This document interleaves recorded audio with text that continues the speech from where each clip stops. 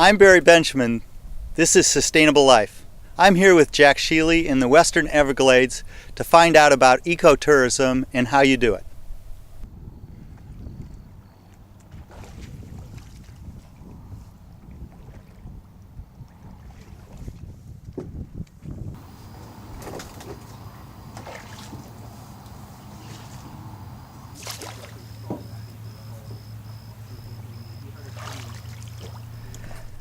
Jack, tell me a little bit about what you do that's sustainable.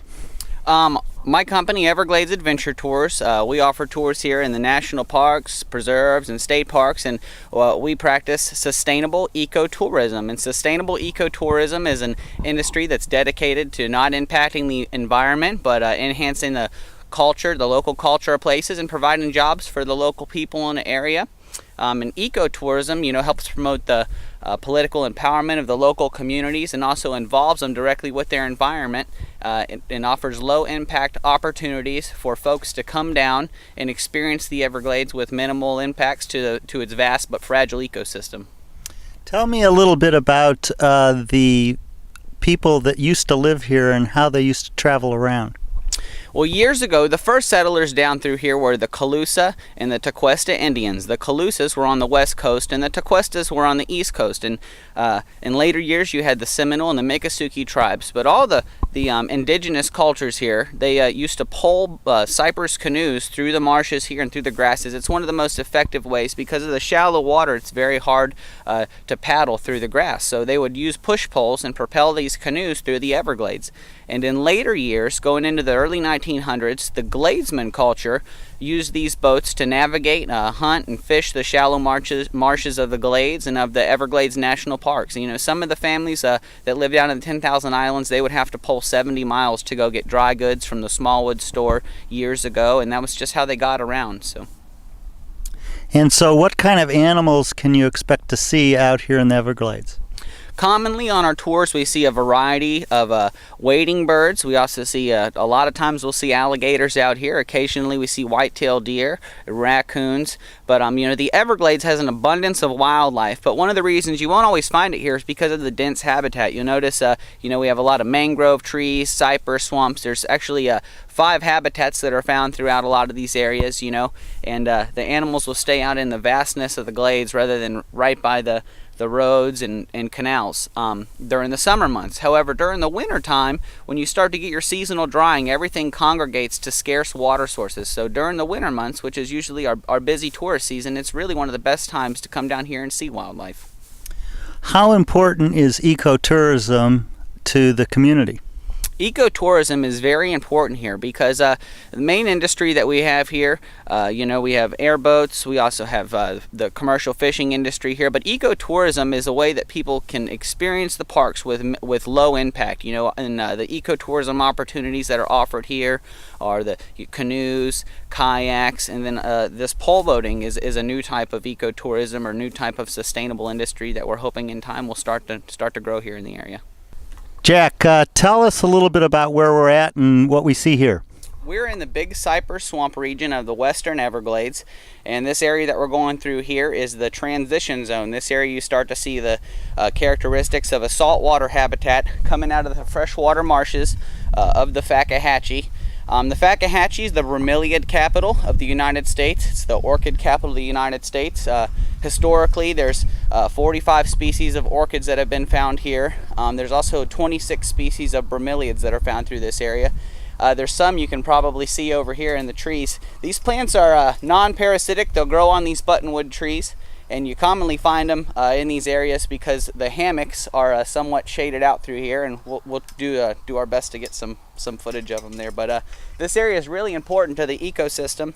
The mangrove forest that's left here in the state of Florida is only about half of what was here originally because of development. So it's good that there's surrounding parks near this area that protect these ecosystems from development and people destroying all this, because everything relies on these mangroves. Poling is the way that everybody used to get around out here in the grass. A lot of the pioneer families used to pole through the 10,000 Islands and out here through the marshes to hunt in the early 1900s. All of this was pioneered by the Indians. This area is all part of a floodplain.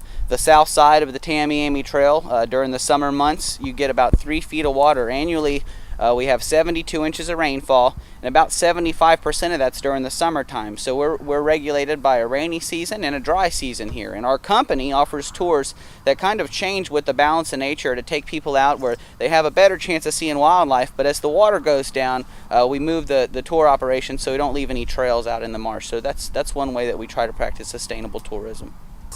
During the summertime, during the high water, a lot of different species of fish will come in and spawn inland, lay eggs around the roots of the mangrove trees, and the juvenile fish and also the small fry, they'll stay around the roots of these trees. It's a natural marine estuary. There's a variety of crustaceans you find through here, small shrimp, also small blue crabs will come through here. And the birds also use these trees to nest and roost in the evening. They can stay sheltered from the wind. Even during the storms of the summer, we get high winds out here. Jack, tell me a little bit about how it feels out here and how you've noticed the people that you take out here, how they end up feeling. Well, I really enjoy showing people around my home. My family's lived out here in the preserve since the late 1800s and settled out towards Ochopee in the early 1950s. Which is Ochopee's located in the Big Cypress here, and to just be able to share this with folks. A lot of times we come out, occasionally you won't see wildlife, but the experience of being out in the Everglades in this vast wilderness is really unique. And one thing about these boats is that everybody's in the boat together here. We can only carry 2 folks in each pole boat, plus there's a skipper that will propel the boat similar to a gondolier. It's a unique opportunity to offer environmental interpretation to the people in the boat. You're at really close range with them, and it's a personalized experience. A lot of the other tourist opportunities available around here are mainly for groups, for families, but if you come down and you're looking to do something a little more private, this is ideal because it's just it's low end, it's a green way to travel down here, and it's really one of the best ways to get out into the glades. Have you noticed a difference in their attitude after they come back from a trip with you?